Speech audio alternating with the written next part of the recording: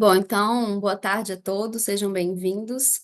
Essa live tem como finalidade, né, apresentar os resultados, os últimos resultados dos investimentos. A gente bateu um papo também sobre isso, né, um pouquinho sobre o mercado financeiro.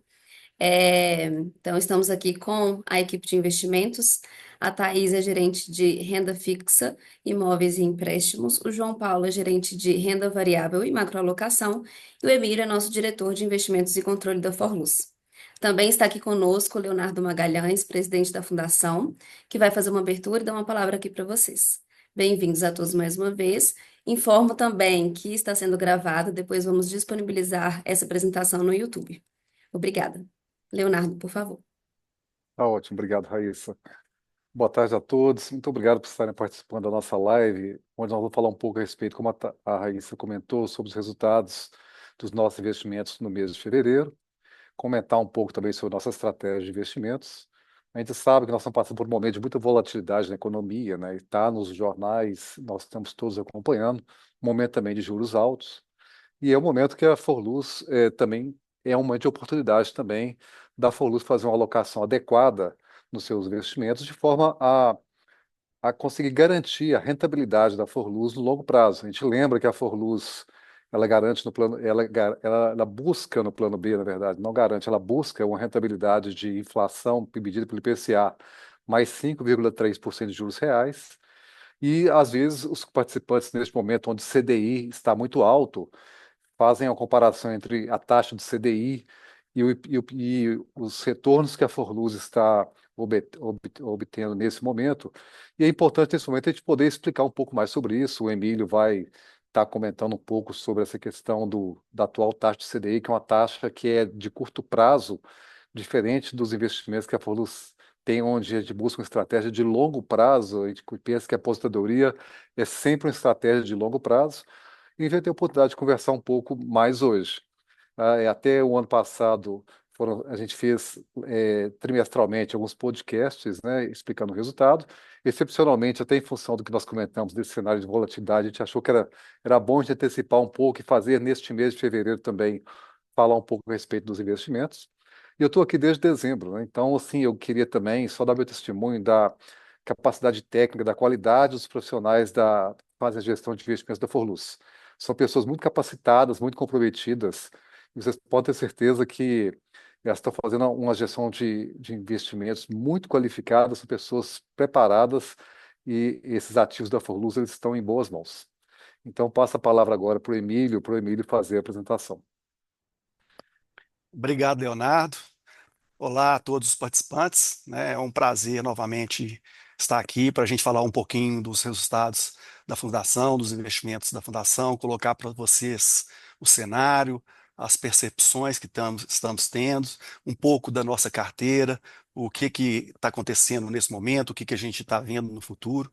Então, acho que é um momento também que eu preparei uma breve apresentação para dar oportunidade também, né, de vocês aí, participantes, fazerem as perguntas que no final a gente vai tentar responder todas as perguntas e tentar esclarecer o máximo possível. Lembrando também que aqui também não se encerra aqui, né? A gente responde todas as perguntas. Se ficar mais perguntas para depois, a nossa equipe de investimento ela está sempre aí disponível para falar, para entrar em maiores detalhes. Então, se vocês ficam à vontade de fazer, eu acho que seria mais um bate-papo importante, né? Escutar as perguntas, as dúvidas, para a gente estar aqui, a equipe toda, né, para poder responder. Vou pedir só um segundinho para eu compartilhar a apresentação que a gente fez. Só aproveitar para instruir o pessoal aí, na barra inferior, tá, da tela de vocês, tem um ícone que é um balãozinho com um ponto de interrogação, Q e A. É ali que vocês vão clicar para poder enviar a pergunta de vocês, que vai ser respondida aqui ao final da apresentação.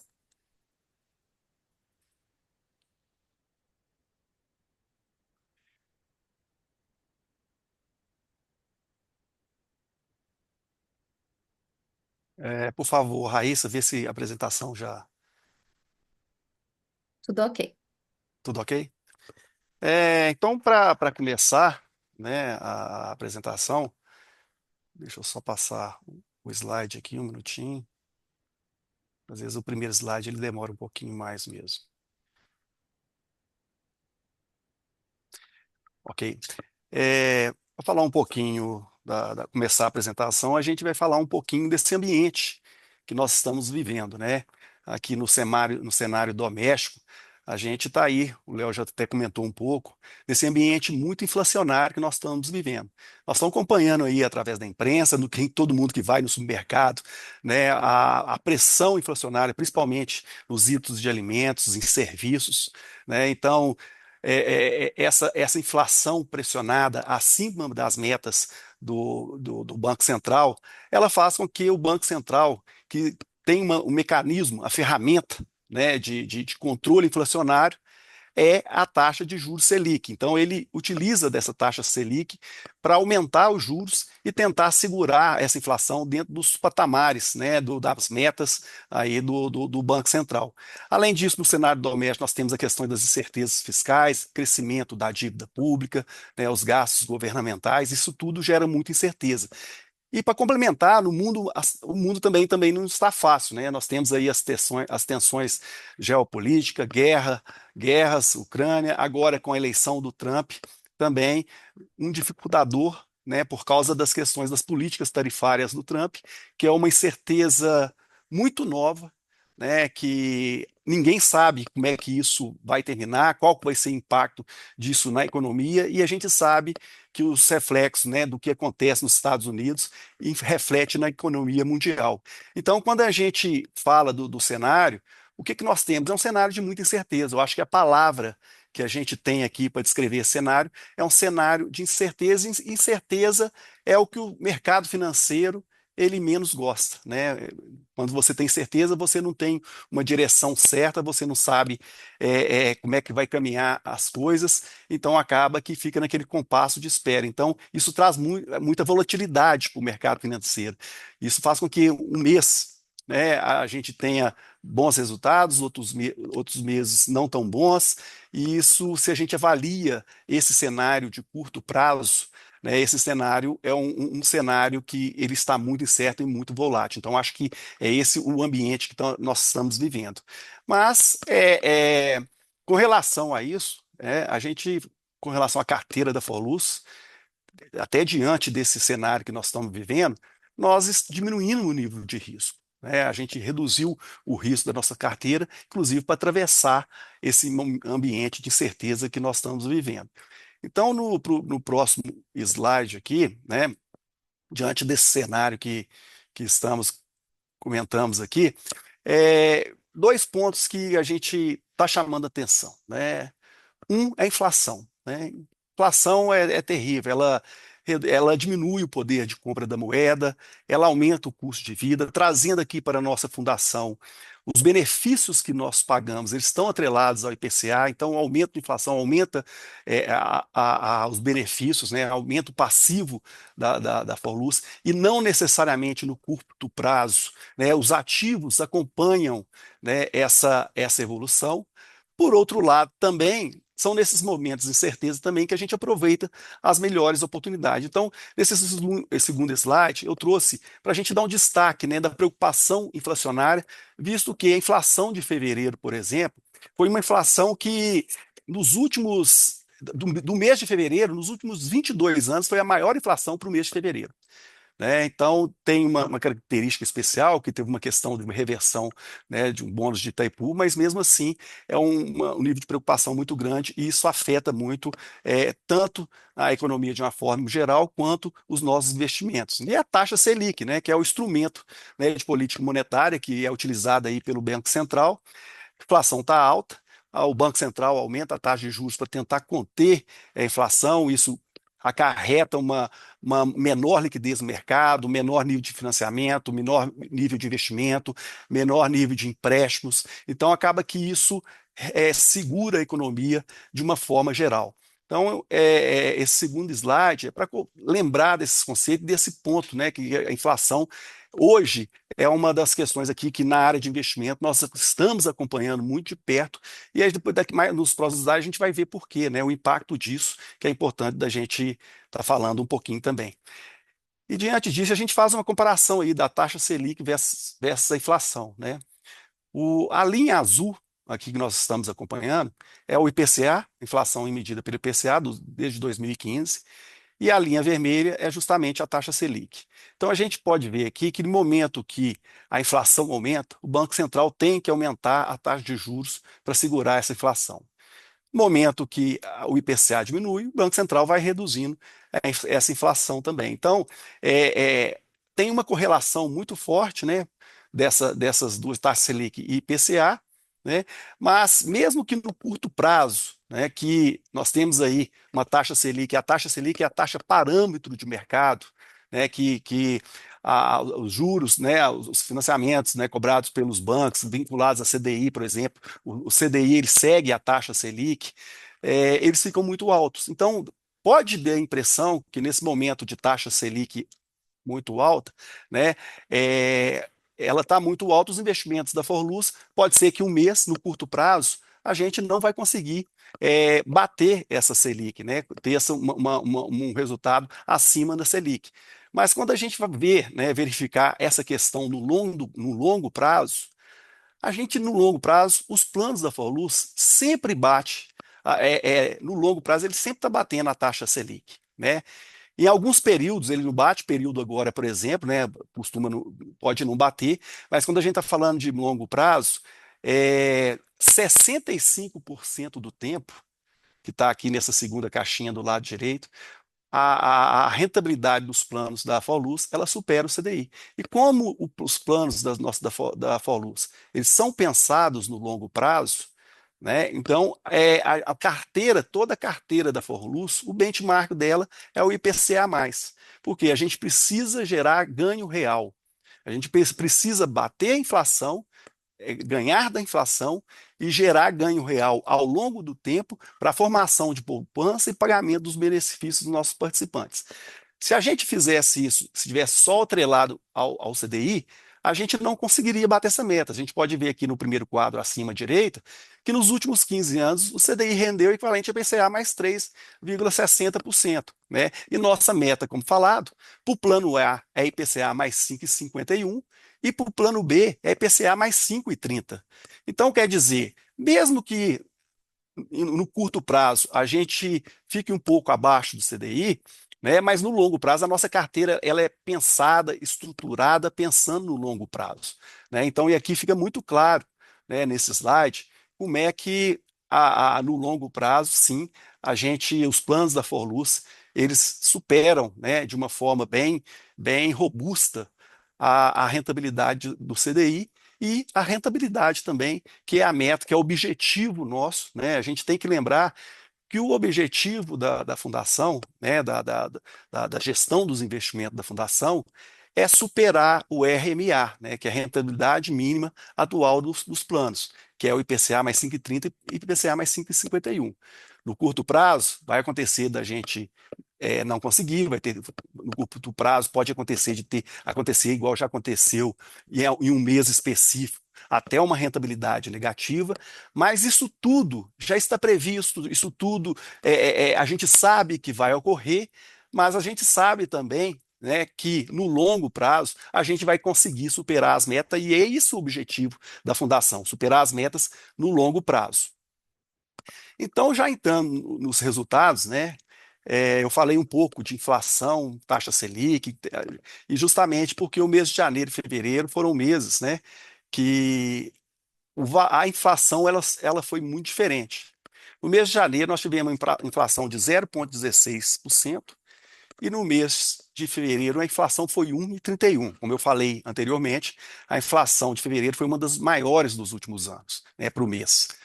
É, então, no mês de janeiro, quando a gente pega o retorno nominal do mês de janeiro, do plano B, foi 0,91%.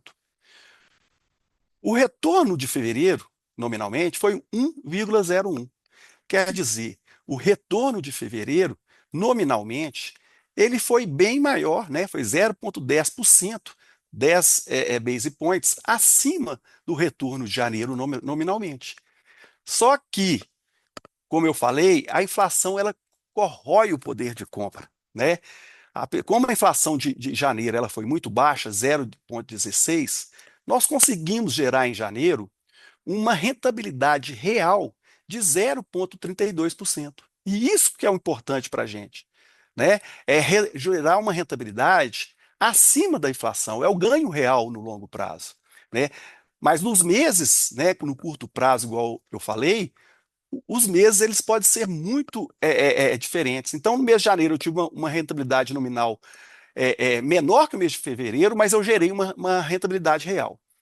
No mês de fevereiro, eu tive uma rentabilidade nominal de 1,01%, mas essa rentabilidade ela não conseguiu cobrir nem a inflação do período, que a inflação foi 1,31% e a rentabilidade do plano foi 1,01%. Isso aqui, essa notícia pode enganar, né, levar a gente a uma falsa conclusão que a rentabilidade de janeiro ela foi melhor, porque nominalmente ela foi maior. Não adianta eu ter uma rentabilidade alta se eu tenho uma inflação mais alta ainda. Então, por isso que a gente fala, quando a gente analisa o curto prazo, o curtíssimo prazo, como eu falei, isso pode levar a gente a conclusões errôneas, né?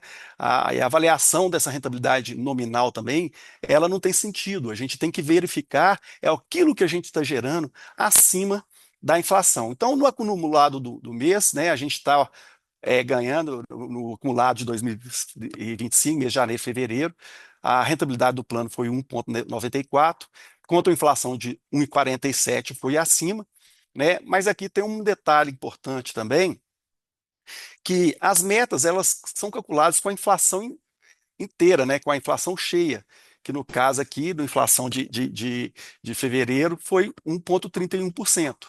Só que a rentabilidade dos investimentos, ela não pegou essa inflação cheia. Ela pegou 15 dias da inflação de janeiro, que foi muito baixa, e 15 dias da inflação de fevereiro, que foi muito alta. E faltou 15 dias dessa inflação de fevereiro, que foi muito alto, para compor esse investimento. Por que que faltou? Porque quando fecha-se o mês, não tem a inflação ainda fechada do IPCA. Então, nós temos aí, né, para o mês de março, um valor de inflação que ficou represado no mês de fevereiro nos investimentos que vão acontecer agora no mês de março, que estão ocorrendo agora no mês de março.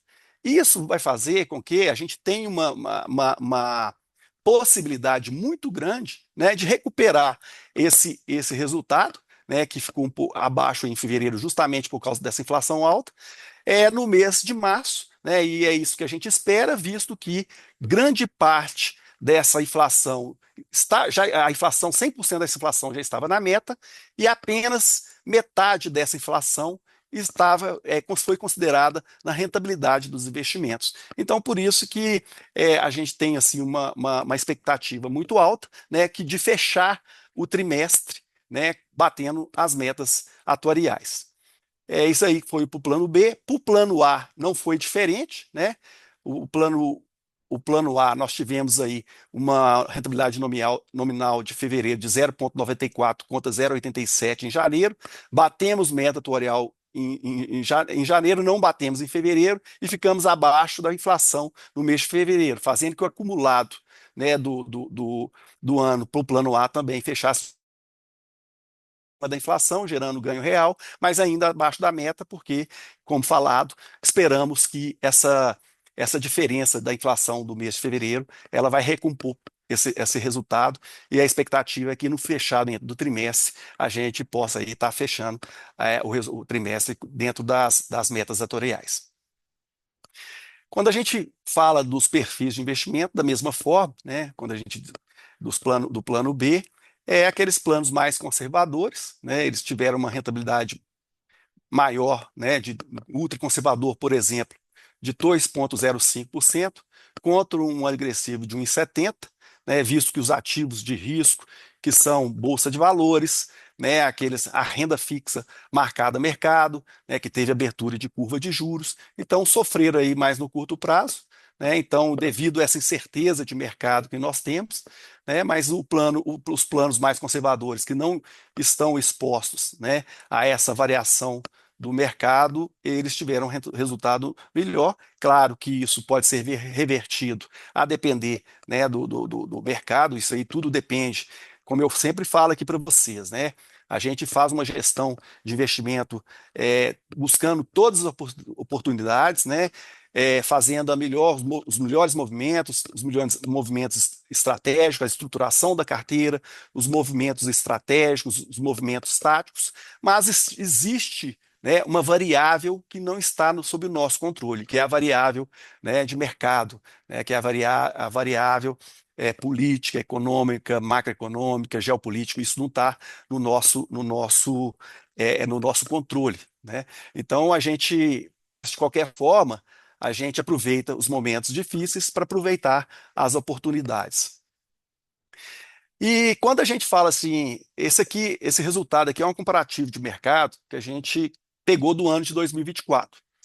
Vocês lembram que nos resultados de 2024, a gente ficou bem próximo às metas atuariais, mas perdemos ali no finalzinho do ano, a gente perdeu, né, o mercado teve um estresse muito forte no final do ano, ficamos um pouquinho abaixo das metas atuariais no final do ano. Quando o mercado vai mal, a gente sempre fala aqui, quando o mercado vai mal, todo mundo vai mal, não exclusivamente a Forluz vai mal. E quando todo mundo vai mal, a gente faz um comparativo também, como é que foi a indústria? Será que a gente foi pior que todo mundo? E a gente fez um levantamento, e aqui a gente pode perceber que nós pegamos os maiores planos, né, os 5 maiores planos do mercado de benefício definido, né, benefícios definidos são os planos vitalícios, e os 5 maiores planos, né, que a gente pode comparar aí com o plano A, e os 5 maiores planos que são contribuição variável, que tem a parcela financeira, que são o plano B. Comparamos com os maiores planos do mercado. O único detalhe aqui que a Previ, ela está até o mês de novembro, mas o mês de dezembro ainda não está fechado, mas não vai ser muito diferente disso que está aqui. A Forluz superou todos esses maiores planos, né, no ano de 2024. Então, isso é importante, né, a gente está colocando que quando, né, o mercado vai mal, vai todo mundo mal, né, mas relativamente a gente foi pior ou foi melhor? Então, assim, quando a gente fala que tem muita segurança da nossa carteira, a estrutura da nossa carteira está muito positiva, é justamente que a gente tem essa visão, né, comparação com o mercado, a gente sabe que foi um momento de estresse, e a gente tem a visão para frente também, né, a visão futura. E a gente sabe que a base, a estrutura da nossa carteira, ela está muito positiva para gerar resultados futuros, resultados de longo prazo, né? Então, acho que é importante a gente estar sempre frisando, né, que a carteira da Forluz, além de ter essa visão aí do curto prazo, essa comparação com o mercado, a gente tem uma visão de futuro também, que a gente sabe que a gente vai entregar essas metas atuariais no futuro. E no próximo slide, a gente faz aí, né? Esse aqui é um slide importante que a gente está colocando, é que em dezembro de 2024, né, dia 17 de dezembro de 2024, houve uma resolução normativa da Previc, onde ela permitiu que os planos, né, BDs, né, os planos financeiros, eles pudessem comprar títulos na curva, comprar títulos públicos atrelados à inflação, que é o nosso benchmark, IPCA+, e marcar esses títulos na curva. O que é a marcação desses títulos na curva? Eu já expliquei até aqui num podcast, né, como é que é essa relação da marcação de títulos na curva e a marcação de títulos a mercado. Quando a gente compra um título, né, um título público, um título qualquer, e esse título, a gente compra esse título, ele vai render para a gente a inflação mais um ganho real. Quando esse título está marcado a mercado, né, e a gente vai levar esse título até um vencimento. Vamos supor que eu comprei um título hoje que vai vencer daqui 5 anos. Esse título daqui 5 anos, na data do vencimento, eu marquei o mesmo. Vamos supor que eu comprei 2 títulos. Vou dar um exemplo aqui para ficar de mais fácil compreensão. Eu comprei 2 títulos iguais, um eu marquei na curva, o outro eu marquei a mercado, todos dois com vencimento daqui 5 anos, rendendo a mesma taxa.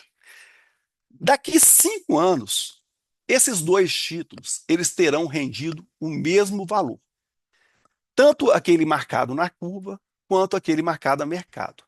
A diferença é que o marcado a mercado, todas essas estruturações, todas essas questões de cenário econômico, político, eles interferem.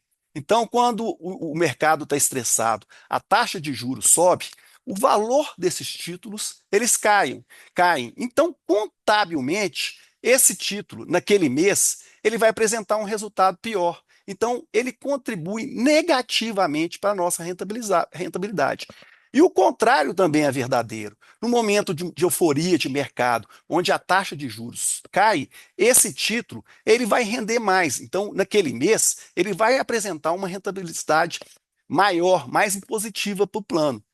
Mas no longo prazo, ele vai estar valendo o mesmo valor, ele vai render o mesmo valor daquele marcado na curva.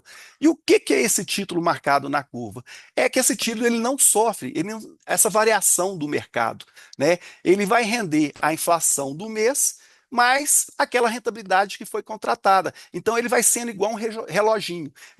Pensando num gráfico, ele sobe uma linha reta até chegar no final dos 5 anos, rendendo aquele valor que foi contratado. O valor do mercado é diferente. Ele não é uma linha reta, ele vai subindo, ele é uma curva, vai fazendo esses movimentos, mas no final ele vai ter rendido o mesmo valor do que aquele título que está marcado na curva. Então, isso é importante porque quando a gente fala nesse resultado aqui, essa resolução normativa, como eu falei, que permitiu da gente comprar esses títulos e marcar na curva, isso possibilitou para a gente comprar, pegar grande parte da nossa carteira, nós reduzimos a parcela de risco da nossa carteira e compramos mais de 1 bilhão, esse valor aqui, 1 bilhão 134 de títulos para marcar esses títulos na curva. Isso faz com que a nossa carteira daqui para frente ela seja uma carteira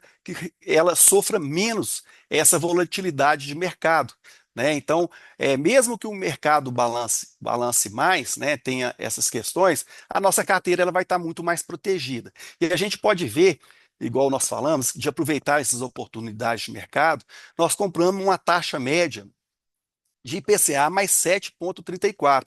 Isso nós estamos falando que nós estamos garantindo resultado futuro, nós compramos título até 2045, por exemplo, 2% acima das nossas metas atuariais, 2% acima das nossas metas atuariais até 2045. Né? Então, assim, isso traz uma maior previsibilidade da nossa carteira, isso traz uma rentabilidade que garante para a gente que a gente vai atingir as metas atuariais, mesmo que, né, num cenário de curto prazo, a gente sofra essas variações, mas agora a gente consegue, né, uma carteira muito mais estruturada, uma carteira mais que sofra menos essas volatilidades de curto prazo do mercado. Eu acho que isso era o contexto, né, que eu gostaria de passar para vocês, né? Eu acho que espero que tenham algumas dúvidas aí para a gente esclarecer, falar, e estamos aqui, toda a equipe, à disposição, né, para responder. Obrigado a Ó, todos. ótimo, Emílio. Obrigada a você aí pelas explicações, pelos esclarecimentos. Eu vou começar aqui com a seguinte pergunta. Considerando que o CDI está alto, por que a Forluz não aloca somente em CDI? Essa é uma pergunta, né, que principalmente em momentos de CDI muito alto, a gente é perguntado aqui e é natural, né? Porque o participante fala assim, ó, eu com meu dinheiro lá na conta, eu consigo, o banco vai lá e oferece, né, o CDI para mim, é, IPCA, 110%, 120% CDI, né, que é uma taxa que hoje está 13,25, com uma expectativa de mais alta na próxima semana, que vai ter uma reunião do Banco Central. Mas como eu falei, né, naquele movimento, o CDI ele está atrelado à taxa Selic, e a taxa Selic é um instrumento de política monetária. No curto prazo, né, esse CDI ele vai estar mais alto mesmo. Mas como eu falei, a gente não faz a nossa carteira, a nossa meta não é no curto prazo, né? A nossa meta, o nosso benchmark é gerar ganho real no longo prazo. E se eu por exemplo, tivesse aplicado, eu tenho parte da minha carteira mais líquida atrelada no CDI que está buscando essas taxas.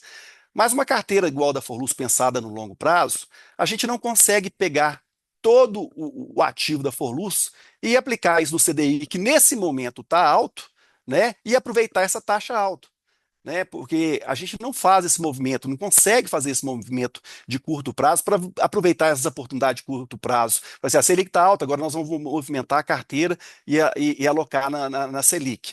Ah, agora a bolsa está alta, então tá com expectativa de crescer. A gente vai pegar a carteira e aplicar em bolsa. A gente não consegue, nem a gente, por luz, nem o mercado financeiro de uma forma geral. E vou te dar alguns exemplos, né? Porque a gente precisa de ter uma carteira diversificada.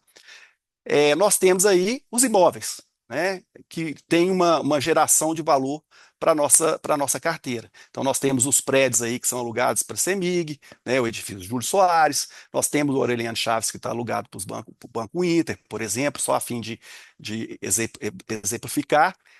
Esses imóveis têm uma boa rentabilidade para a carteira, mas nesse momento a gente não consegue, eles não rendem a taxa que está rendendo o CDI nesse momento. E a gente não consegue simplesmente pegar esse imóvel, né, vender e aplicar no CDI. Porque esse imóvel, o CDI, está no momento alto, mas a nossa carteira ela não é líquida o suficiente para buscar lá. Vou te dar um outro exemplo, né? Nós temos aí a carteira de empréstimo, que hoje ela rende, né? A taxa de empréstimo hoje é IPCA mais 7,5%. IPCA mais 7%, 7,5%, a gente considerando uma inflação, né, de 5%, nós estamos falando 7,5% mais 5, 12,5%. Então, a nossa carteira de empréstimo hoje, ela rende 12,5%. O CDI hoje, ele está rendendo 13,25% e a partir da semana que vem, podendo chegar a 14,25% com expectativa podendo subir ainda, né, com expectativa de final de ano, a taxa Selic chegar a 15%. Nós não vamos, né, cobrar esses empréstimos do participante para poder alocar no CDI, né?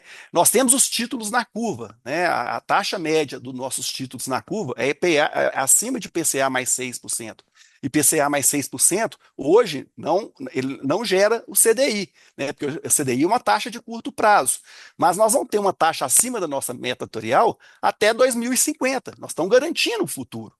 Então, quando a gente pensa, né, no curto prazo, a Forluz não rendeu o CDI, nem esses movimentos são naturais, vai ter mês que não vai render CDI mesmo, o que a gente pode, né, comprometer com vocês, né, que no longo prazo o objetivo da nossa fundação é gerar as metas do plano, que é o IPCA mais 5,30 e o IPCA mais 5,51 para o plano A e 5,30 para o plano B. Né? Então, nesse contexto, diversificação e uma série de outros fatores, né, que pode impactar a gente não render um CDI aí no mês. Ok, Emílio, obrigada. Eu queria direcionar agora uma pergunta para a Thaís, com relação às NTBs, NTN. Foi comentado que a Forluz comprou cerca de R$ 1 bilhão em NTNBs na curva. Por que este movimento foi realizado somente agora e por que ele é bom para os planos? Boa tarde a todos.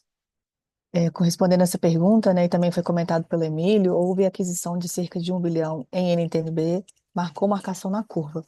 Para explicar por que esse movimento foi realizado somente agora, cabe lembrar que desde 2021, as entidades fechadas de previdência complementar nos planos de contribuição definida e contribuição variável, elas eram obrigadas a comprar somente títulos marcados a mercado. E conforme também já comentado por Emílio, em dezembro de 24 houve a publicação da CNPC 61, que permitiu que esses planos, né, dessas modalidades adquirissem esses títulos marcados na curva. O resultado aqui é uma menor volatilidade na rentabilidade, e lembrando que essa resolução ela veio num momento muito bom, que como o Emílio trouxe, né, o momento de volatilidade também é um momento de oportunidade. E nesse momento que a legislação foi publicada, as NTNBs estavam com taxas acima de 7%, bem acima das nossas taxas atuariais. Então, com isso, foi possível comprar NTNBs nesse patamar de taxa, e isso vai trazer uma previsibilidade maior nas rentabilidades, reduzindo volatilidade.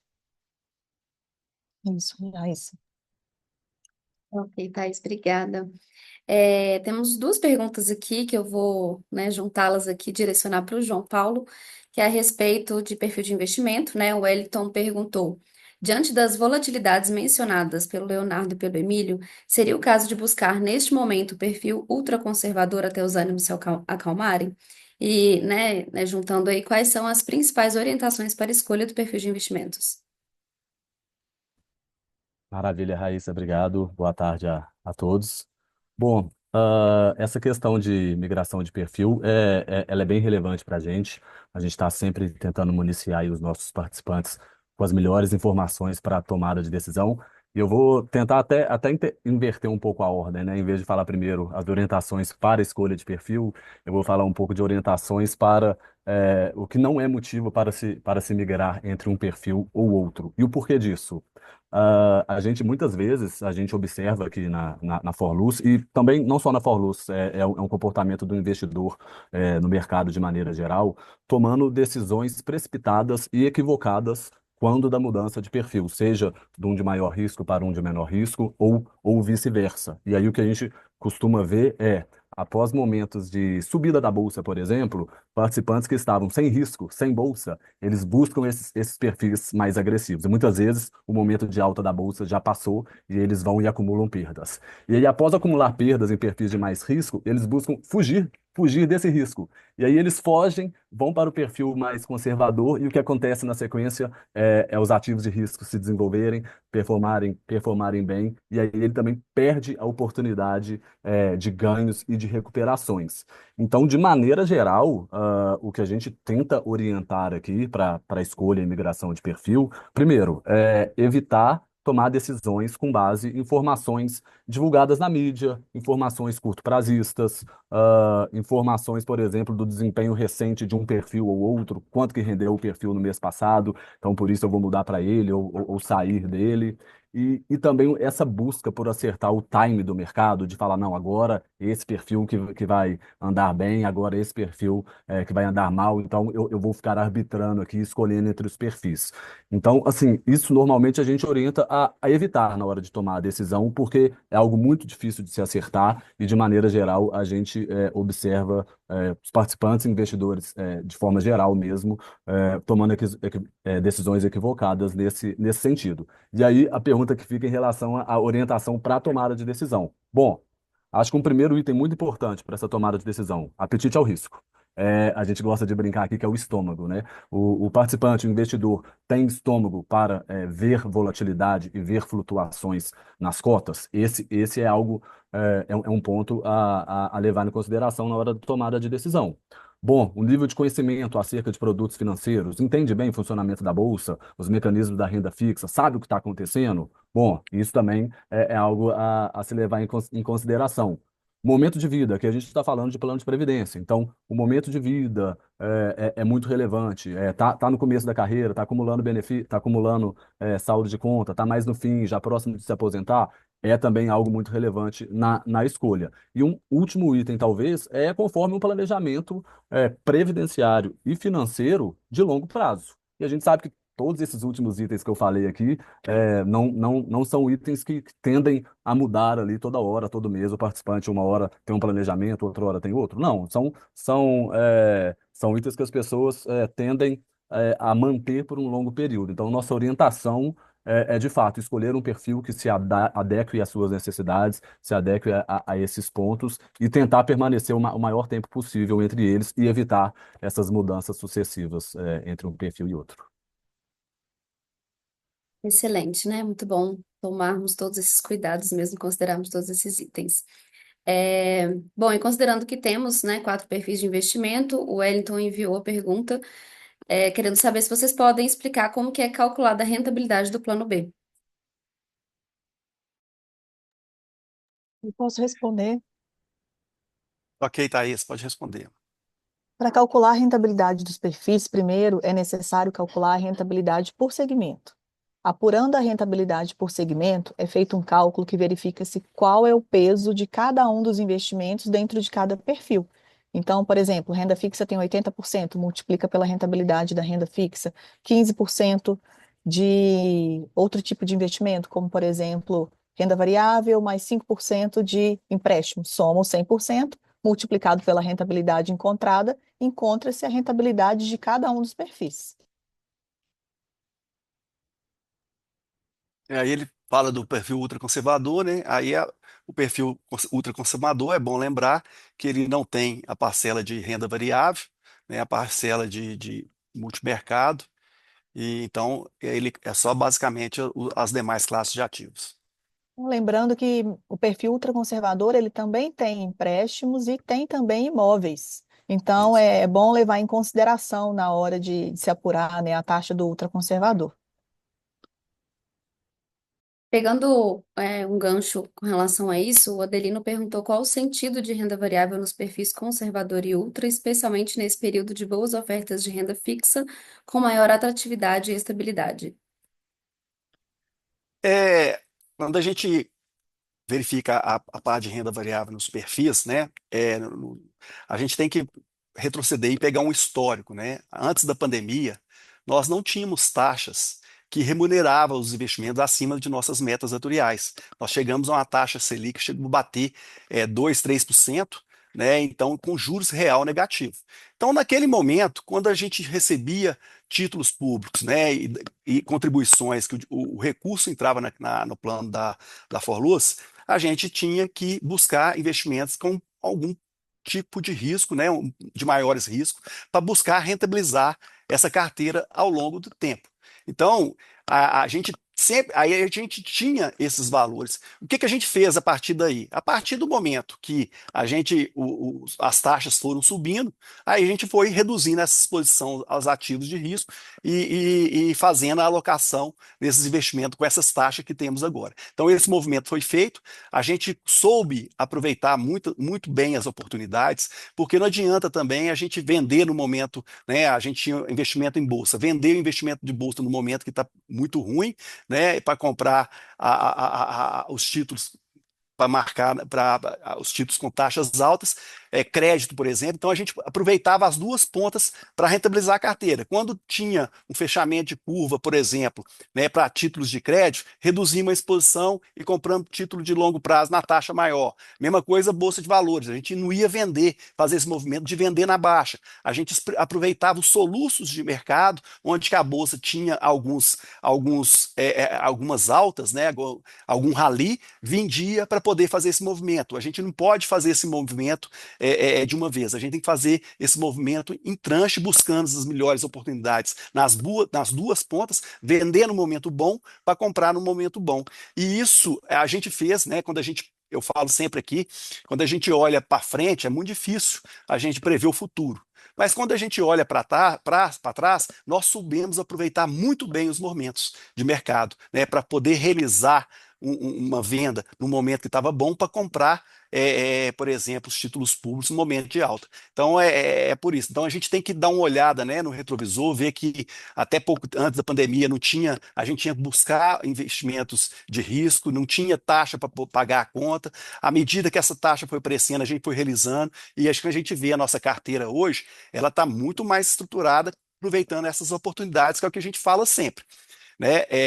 A gente falou ali, a hora que teve a mudança da resolução também, quando a gente tinha, antes da resolução normativa, a gente não podia comprar títulos muito longos, marcado a mercado, porque esses títulos têm uma volatilidade muito alta. A partir do momento que houve a possibilidade de marcar na curva, nós pudemos diminuir bastante o risco da nossa carteira e comprar esses títulos para fazer essa marcação, que era uma coisa que antes da legislação não permitia a gente fazer isso, né? Então, por isso, esse é um dos motivos, né, que a gente foi fazendo esses movimentos. Então, a gente tem que ver o cenário daquele contexto, o contexto da situação lá atrás, o contexto atual, mas com certeza, né, nós fizemos esses movimentos de forma muito acertada para gerar os melhores resultados para o plano.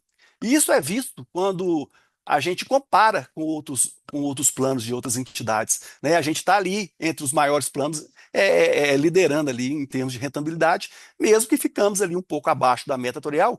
E detalhe, nós ficamos um pouco abaixo da meta atuarial, e a meta atuarial da Forluz, dos planos da Forluz, das maiores do mercado, porque tem metas aí de 4,5%. Se a gente tivesse metas mais baixas como essas, a gente tinha batido meta nesses anos todos. É porque a meta da Forluz, além disso tudo, ela é acima da meta, da média da meta de mercado. Oi, Emílio, deixa eu só fazer um complemento bem rápido para esclarecer um ponto da pergunta, que vem um equívoco na pergunta, falando que o ultra e o conservador têm bolsa. Na verdade, não. O ultra não tem bolsa, não tem renda variável, e aí só a partir do conservador em diante que tem, e aí fica claro, a cargo do participante, se ele quer ter mais ou menos bolsa, ele navega entre o conservador e o agressivo, e se ele quer ter zero de bolsa, ele fica no ultra.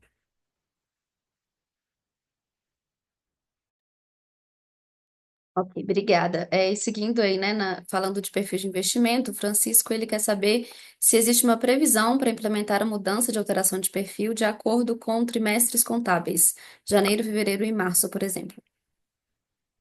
Você quer responder essa, João? Posso responder. Bom, não há previsão.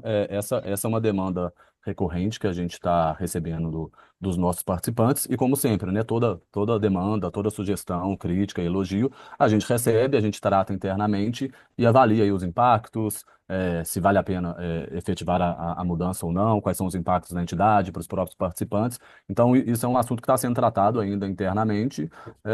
Então a gente pode ter notícias em breves, mas não temos uma data definida ainda, né, Emílio? Eu gostaria de fazer um comentário sobre essa demanda do participante, porque a opção de mudança, alteração de perfil, primeiramente, como o João Paulo explicou ali, não é por participante tentar acertar time de mercado, porque é muito difícil isso. Nem as maiores cabeças, os cabeças mais brilhantes do mercado financeiro, eles conseguem acertar time de mercado. Ele está muito mais vinculado, né, ao momento da pessoa, né, a capacidade de risco né, que as pessoas querem correr, né, de idade, de tempo que falta para aposentadoria, do que necessariamente acertar time de mercado para comprar mais bolsa ou menos bolsa. E pela experiência que nós temos aqui internamente, a gente percebe que o movimento justamente é o contrário, né? Geralmente as pessoas elas vendem quando a bolsa, elas compram quando a bolsa está alta e vendem quando a bolsa está barata. Por causa de um movimento de mercado, pelo aquele movimento de manada, né? Que isso acontece muito, que é um fator muito emocional. Quando se pede para o perfil de investimento ele obedecer calendário civil, né, de trimestralmente, não tem uma coisa não guarda relação com a outra. E eu vou dar um exemplo aqui que foi um exemplo da pandemia. A pandemia, né, quando ela aconteceu em março, né, de 21, né, março de 20, Março 20 ou de 20, 20, Emílio. março de 20, a pandemia ocorreu em março de 20. Eu recebi dezenas de telefonema aqui de participante que queria fazer a migração do perfil no mês de março. Vamos supor que o calendário fosse trimestral. Se o nosso calendário fosse trimestral, teria tido uma fuga dos perfis mais agressivos muito grande naquele momento. Só que a mudança de perfil tinha sido em fevereiro e foi a sorte desses participantes. Porque se eles tivessem feito essa movimentação no mês de março, eles tinham realizado um prejuízo muito grande e perdido a possibilidade de recuperar. Porque logo após o mês de março, a Bolsa começou a devolver a perda e recuperou. Até o final do ano, ela recuperou. Então, esse é o melhor exemplo, né, que não tem nada a ver essa questão de perfil de investimento obedecer calendário civil. E uma outra coisa também, a Forluz que tem essa possibilidade de abrir perfil de investimento trimestralmente. A maioria das entidades, essa abertura ela é anual, justamente para o participante ele não ter, né, não fazer esses movimentos curto-prazistas que não fazem sentido. Né? A Forluz que permite essa movimentação trimestralmente. Então, isso é um ponto importante, né, que a gente gosta de esclarecer para o participante, que não guarda correlação nenhuma, né, a mudança ser em fevereiro, ou se fosse em janeiro, se for em março ou em abril, não faz sentido essa mudança. O mercado não espera, né? Da 1º de janeiro ou 1º A de pandemia não março para subir espera, ou para a cair, guerra né? não Essa espera, relação. não guarda relação com o calendário civil. As coisas não são assim, né? Então é por isso que a gente acha que não faz sentido essa mudança, sendo que já há mais de 10 anos isso funciona assim. Obrigada. O Elton perguntou, né, sobre as NTNs. As taxas das NTNs estão acima de 7%, acima de 6% há mais de um ano. Por que o Ultra não está superando a meta? E qual a taxa média das NTNs nos planos? Qual o percentual marcado a mercado e a curva? Taxa média, Thaís, esses números mais de cabeça aí, Thaís, vai respondendo, a gente Eu pode ir respondendo posso. essa pergunta junto, né? Mas, de qualquer forma, a questão do ultraconservador, né? A gente sabe, né? Primeiro, obrigado pela pergunta, viu, Elton? É um prazer recebê-lo aqui. A gente verifica que a, a, a rentabilidade dos perfis, nós temos uma parcela muito grande marcada a mercado. Nós temos os imóveis, né? A carteira de imóveis nossa também, ela contribui, né, de uma forma que pode ser que ela não vai rentabilizar o valor total, porque como é que é feita a rentabilidade da carteira de imóveis? Os imóveis, eles geram rentabilidade de duas formas. Um é o valor do aluguel mensal, né? Ele traz a rentabilidade do aluguel mensal. Isso, ok, os contratos são reajustados pelo IPCA e a gente tem uma rentabilidade, um cap rate, né, que a gente chama, que é a rentabilidade desses imóveis aí, com uma rentabilidade bastante positiva. Só que, para o carteira de imóveis gerar valor, ainda tem o valor do imóvel. E esse valor desse imóvel, ele é atualizado anualmente, através de um laudo de avaliação. Quando a gente pega esse laudo de avaliação, como os imóveis da Forluz, né, eles já estão performados, né, tem imóveis aí, né, do plano por exemplo, do edifício Júlio Soares, né, que esse está somente no plano A, mas falando, ele tem mais de quase 50 anos. O plano Edifício Aureliano Chaves, né, é um imóvel que já está performado. Eles não valorizam nem o IPCA durante o ano, né? Então acaba que, através do laudo de avaliação, muitas das vezes o valor desses imóveis eles não estão valorizando e às vezes pode até ter tido uma queda nesses últimos anos devido justamente, né, essa questão das taxas de juros muito alto, né, inclusive pode até impactar no laudo de avaliação desses imóveis. Então tem a parte de renda fixa marcada a mercado, tem os imóveis e tem os títulos, né, os próprios títulos na curva que tem abaixo de 6%, né, comprados naquele momento que as taxas eram menores. Então, tem uma série de fatores, né, que faz com que esse plano não atingiu essa meta, né, nos últimos 2 anos. Mas como a gente, né, sempre fala, os últimos anos, né, os 2 anos, eles foram anos difíceis para todo mundo. Se vocês quiserem complementar, Thaís. Vou complementar aqui informando a taxa média das NTNBs que estão no plano B. Hoje é IPCA mais 6,25, no plano A IPCA mais 6,76. Vale lembrar que esse movimento de aumento da exposição em NTNBs, né, ele foi muito forte em dezembro e início de janeiro. Então, daqui para frente é possível que veja, né, uma rentabilidade gerada por essas NTNBs que foram adquiridas nesse momento. Então, isso deve trazer menos volatilidade para o resultado do ultraconservador.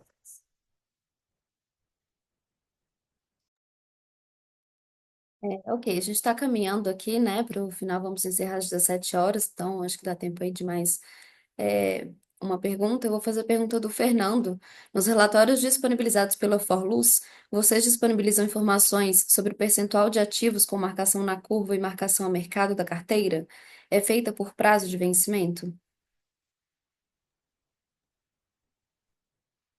Pode responder, Thaís. Fala do nosso É, relatório. beleza, eu respondo aqui. Hoje, no plano A, nós temos cerca de 60% dos ativos marcados na curva. E os demais ativos que não são marcados na curva, vale lembrar que nós temos no plano A imóveis, além disso, nós temos a parte de renda variável, exterior, outros tipos de ativos que, pela legislação, eles têm que ficar a mercado. Já no plano B, nós temos cerca de 70% dos ativos marcados na curva. é um percentual alto.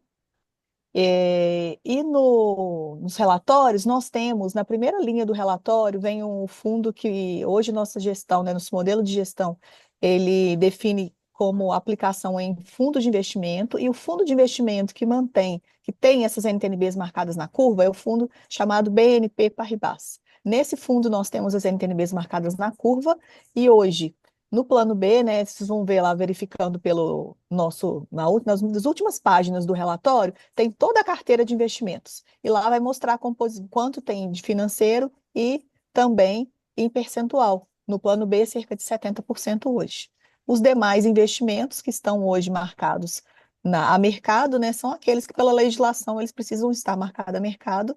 E acho que vale comentar também que essa legislação que possibilitou comprar NTNBs na curva, ela define que eu só posso comprar NTNBs, né, conforme estudos que demonstram que não existe necessidade de liquidez para que eu tenha um caixa suficiente naquele momento para pagar os benefícios, é que eu só posso comprar com vencimento superior a 5 anos. Então, eu vou continuar tendo renda fixa que varia. Então, renda fixa não é ausência de risco. Ela tem também uma parte que precisa estar marcada a mercado por conta da necessidade do fluxo de caixa da fundação. Aí, e complementando a segunda parte da pergunta, né, que foi perguntado se essas compras são feitas por prazo de vencimento. Sim, a gente faz os nossos estudos de macroalocação aqui internamente, que são os chamados estudos de ALM, Asset Liability Management, que é basicamente um estudo de casamento de ativos com passivos. Então, a gente sempre roda anualmente para as nossas políticas de investimentos todos esses estudos, e aí a gente faz compras das NTNBs sempre muito bem diversificadas pelos vértices e também conforme o nosso passivo. Então, a gente tem NTNBs que vencem em 2030, em 2033, 35, 40, 45. A gente tem toda essa diversificação aí ao longo de vários anos de vencimento. Bom, vou caminhar aqui para a última pergunta. É, né, caso alguma pergunta aqui não tenha sido respondida ou caso surja alguma dúvida posteriormente, a nossa equipe está à disposição para poder atender vocês, tá? O nosso call center é 0800 090 9090. Vocês também podem acompanhar os resultados, o boletim mensal de rentabilidade no nosso site. Raíssa, ainda tem Pode falar. umas 3 perguntas aqui que eu acho que seria importante a gente responder, se passar um pouquinho do horário, tem problema? É, a gente, Do a Helder gente, Lara, sobre a Nord, do Eltim falando da marcação, do Elton. tá É, ok. Eu vou fazer agora do Mauro e aí em seguida a gente faz aqui do Helder. tá. O Banco Central está aumentando a Selic para conter a inflação. Sendo assim, é de se esperar que a inflação não suba tanto, o que tende a diminuir o nosso RMA. Assim, a nossa política de investimentos não deveria privilegiar investimentos vinculados ao CDI?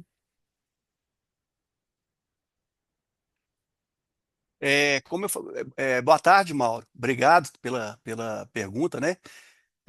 Como a gente falou, a gente fez os estudos de LM e como a gente tem taxas hoje bem acima das nossas metas atuariais, aquilo que a gente conseguiu comprar, né, para a gente garantir essa rentabilidade de longo prazo, a gente fez.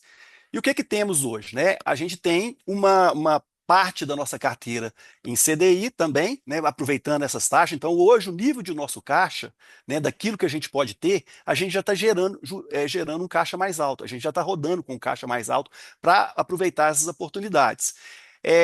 Agora, a gente, igual eu falei, a gente tem uma preocupação muito grande com a inflação, né? Se a inflação vier acima de expectativa, né? Porque a inflação ela está pressionando, o Banco Central pode ser que vai estar continuando o ciclo de alta do Banco Central, e se essa inflação for para o controle, provavelmente a gente vai estar privilegiando aí um CDI mais alto. Caso a gente se preocupe, né, veja que a inflação está saindo um pouco mais do controle, aí a gente vai privilegiar investimentos vinculados ao IPCA, né, que aí isso blinda as nossas metas atuariais. Então, são esses movimentos, né, de mercado que a gente está sempre acompanhando, atento, né, que é o nosso dia a dia para fazer a gestão da carteira da melhor forma possível, que a gente faz essa movimentação. Pensando no longo prazo, né, sempre, que é o mais importante para a gente, e os movimentos táticos de curto prazo, avaliando, né, o cenário, aquilo que vai ser melhor dentro das expectativas, ok? O Emílio, só um comentário adicional. Mauro, um grande risco que a gente correria é se a gente tentasse adivinhar o que fosse acontecer no futuro, sabe? E fazer algum movimento de curto prazo contando com alguma coisa. E a gente sabe que ah, muitos investidores que tentaram fazer isso no passado, que não foram humildes suficiente para reconhecer que essa tática tem muito risco, já tiveram muitos problemas. Então, é muito, tem muito mais sentido para nós a gente fazer investimentos, garantir a proteção à inflação com um retorno superior ao mínimo atuarial, que nós temos garantido no plano B, que é 5,3, garantido no longo prazo, do que tentar adivinhar um movimento de mercado no curto prazo que pode eventualmente dar um resultado negativo. Só dando um exemplo, vamos supor que a gente aplique agora na Selic, Selic está alta, vamos colocar nossos recursos todos na Selic. Aí acontece um movimento de mercado, o cenário internacional melhora, o cenário nacional melhora, e aí as taxas de juros começam a cair. Aí eu falo, poxa, agora eu vou para a NTN. Aí eu descubro que a NTN, ao invés de estar dando IPCA mais 7, está dando IPCA mais 4,8, IPCA mais 5. Nós vamos estar com problemas gigantes para resolver. Então, por isso que a gente entende que tem uma estratégia mais conservadora, mas que gera muito retorno, né? Uma estratégia pensando, como já falamos aqui, de longo prazo, protegendo a inflação e garantindo o ganho real, essa é uma estratégia que a gente acha que a gente está agindo mais ao encontro do interesse dos nossos participantes. Como eu falei, né, Léo, o nosso objetivo é gerar IPCA mais 5,30 para o plano B e 5,51 para o plano A. Né? A gente não vai, aqui a gente pensa previdência, né, uma questão de longo prazo. A gente tem que garantir o pagamento dos benefícios no longo prazo. Ok, Emílio, eu vou fazer mais uma pergunta aqui para você, para sua equipe, e depois eu vou direcionar uma para o Leonardo. É, bom, o Elton ele quer saber, por volta de 2016, 2017, existia uma projeção de que o Plano A teria que vender um dos grandes prédios indicados pelo Caixa até 2024. Ainda existe essa necessidade? Boa pergunta, né, Elton? Realmente a necessidade da venda dos prédios, elas ainda continuam, né? O desinvestimento, pela legislação, ainda temos até 2030 para fazer os investimentos. É, Essa legislação está até para mudar, né? A gente está ouvindo aí do mercado, previ que pode ser que ela mexa nessa legislação. Mas, independente da obrigatoriedade prevista atualmente pela legislação, a gente estava desde 2017 para poder vender esses imóveis, a começar, né, principalmente pelo edifício Júlio Soares, porque o edifício Júlio Soares ele é 100% plano A e é o plano mais maduro, pagador de benefícios. O que a gente precisava, né? Primeiramente, todo mundo acompanhou isso aí. Para a gente vender esse prédio, a gente precisa de duas coisas que elas não estão acontecendo no momento correto, né? É, a gente precisa de um contrato, né? E não sei se a gente teve até para vender esse prédio lá em 2000, na pandemia tivemos uma proposta, veio a pandemia, né? E aí o proponente ele declinou devido à pandemia, que foi aquele momento de incerteza que não sabia se as empresas iam 100% para home office, não ia voltar mais para o presencial. Então, naquele momento de certeza, a proposta que nós tivemos foi declinada. A partir daí, né, o cenário muito mais incerto, a gente precisa de dois fatores que eles têm que combinar para a gente começar a vender esses imóveis. Só lembrando que a gente já vendeu bastante, a gente vendeu alguns imóveis, a gente vendeu os andares do edifício Amadeus, nós vendemos as lojas do edifício Tempo. Então, aquilo que foi possível a gente estar desinvestindo, a gente já realizou. Mas para a gente vender esses imóveis, né, maiores, que principalmente o edifício Júlio Soares, Aureliano Chaves, a gente sabe que são dois imóveis, né, de lajes corporativa, um de frente para o outro, dentro do mercado de Belo Horizonte, que é um mercado, não é um mercado tão líquido, né, igual o mercado de São Paulo para esse tipo, né, de imóvel. Então, a gente precisaria de taxa de juros baixa. Por quê? Porque o risco de ter um imóvel desse na carteira, né, com taxa de juros igual nós temos aí, a 13,25%, caminhando para 14,25%, não é vantajoso para ninguém comprar esse imóvel para ter um cap rate aí de aluguel de 8,5%. Então, primeiramente, a gente precisa da convergência de taxa, redução de taxa para poder é, é, vender esse imóvel. E a outra coisa era o cenário de o contrato de aluguel. Vocês acompanharam também, né? Isso aí teve aí, nós noticiamos, tivemos a reportagem aí no nosso jornal. A CEMIG ela teve para poder sair do edifício Júlio Soares, né? Então ela estava é, é, é, com a tendência de buscar um outro prédio, né? Sair do edifício, entregar o edifício Júlio Soares e pôr o prédio. Então, naquele momento, a gente nem poderia sair com esse prédio para poder vender, porque a primeira pergunta, quem compra, compra esse contrato de aluguel com uma empresa grande, igual a CEMIG, igual um Banco Inter. Naquele momento, a gente fala que vai vender um imóvel e vem o comprador, a CEMIG sabe que a CEMIG está nos casos de sair, ninguém vai querer e a gente corre o risco de queimar o imóvel. Então, em 2000, ano passado, no início do ano passado, a gente entendia que o seguinte, no início do ano passado, tinha-se a tendência do fechamento das taxas de juros, né? No início do ano passado, as taxas de juros do final do ano previstas pelo Boletim Focus era fechar o ano entre 8,5% e 9%, fechou aí em 12%, né?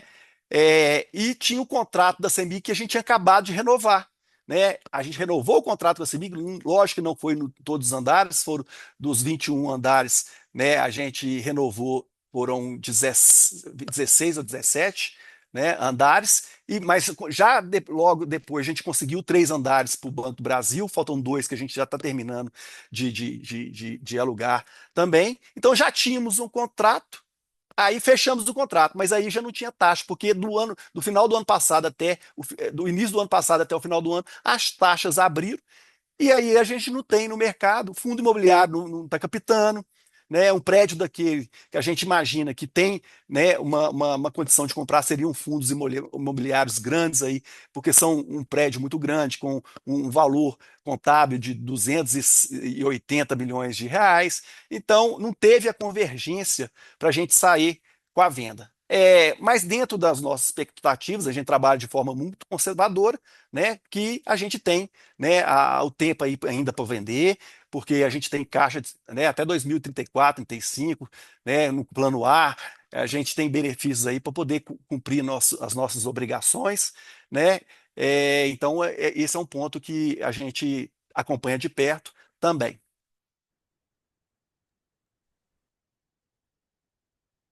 Tá ótimo.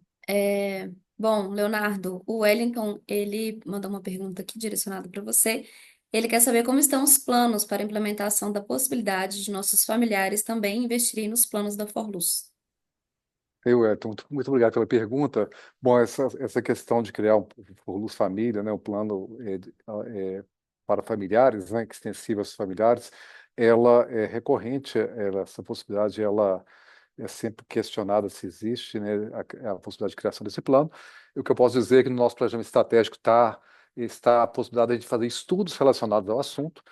Nesse momento, eu não tenho nada mais firme que eu possa falar sobre isso, Wellington, mas a gente faz estudos de forma constante, é um assunto que a gente tem que conversar com o conselho, e sim, assim que a gente tiver mais informações um pouco mais precisas sobre esse assunto, a gente vem trazer para vocês aqui. Mas, por enquanto, realmente a gente não tem nada mais sólido sobre essa Constituição, data, cronogramas. É um assunto que está discutindo internamente, discutindo isso em nível de diretoria e também com o Conselho. E obrigada. Bom, então vamos encerrar, né? Agradecer a apresentação de vocês, os esclarecimentos e agradecer também a todos que estiveram aqui acompanhando. Muito obrigada. Boa Ótimo. tarde a Muito todos. obrigado a todos, boa tarde, estamos à disposição aí, né, caso seja interesse. Obrigado. Obrigado, boa tarde. Obrigada, boa tarde.